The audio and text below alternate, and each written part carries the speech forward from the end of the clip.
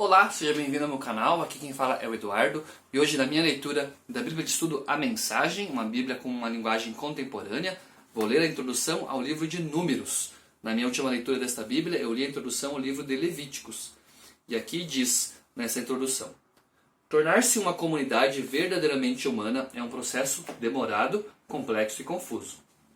Crescer simplesmente como homem ou mulher exige toda a sabedoria, paciência e coragem que possamos produzir.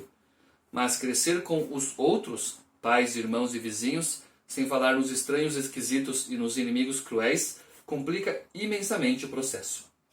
O livro de Números nos lança na confusão do processo de crescimento.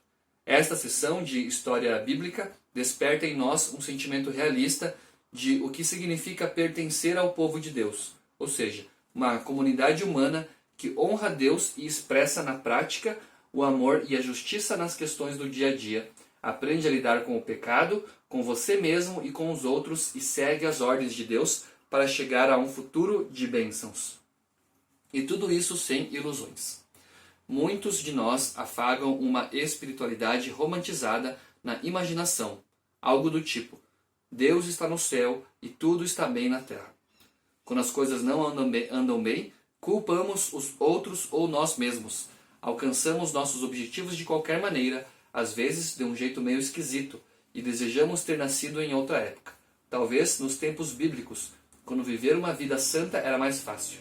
Isso é estranho, porque a Bíblia, o texto primário que mostra o que significa viver como ser humano criado por Deus e chamado a praticar uma fé obediente e o amor sacrificial, em nenhum lugar sugere que a vida é simples ou mesmo natural.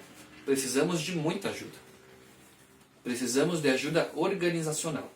Na vida em comunidade, é preciso que haja distribuição de empregos, nomeação de líderes e controle de registros. A confecção de listas, a contabilidade e a prestação de contas também fazem parte da comunidade de Deus, bem como a oração, a instrução e a justiça. A aritmética correta e detalhada é um dos aspectos da formação do povo de Deus. E precisamos de ajuda relacional. As pessoas que se sentem chamadas e guiadas por Deus estão na companhia de homens e mulheres que pecam o tempo todo. Brigam, discutem, murmuram, rebelam-se, cometem imoralidade, roubam. O que você imaginar nós fazemos. Precisamos de ajuda para ter um bom convívio. A disciplina sábia é necessária se quisermos ser o povo de Deus. Acontece que contagens e disputas consomem grande parte do livro de Números. Visto que eles também continuam sendo aspectos inevitáveis no processo de nos tornarmos o povo de Deus, este livro é essencial ao treinamento da nossa imaginação no aprendizado de alguns detalhes não tão românticos, mas pelos quais somos transformados em povo de Deus. Aqui tem um subtítulo que é o D. Moisés era um homem humilde, mas ano após ano de contendas e murmurações sob sua liderança, desgastado. Às vezes ele perdia a paciência e, uma vez, ficou tão furioso que desejou o crédito por algo que Deus estava fazendo. Naquele momento, seu ego custou a ele a chance de entrar na Terra Prometida. Era essencial para Deus que um líder mantivesse seu ego sob rédeas curtas.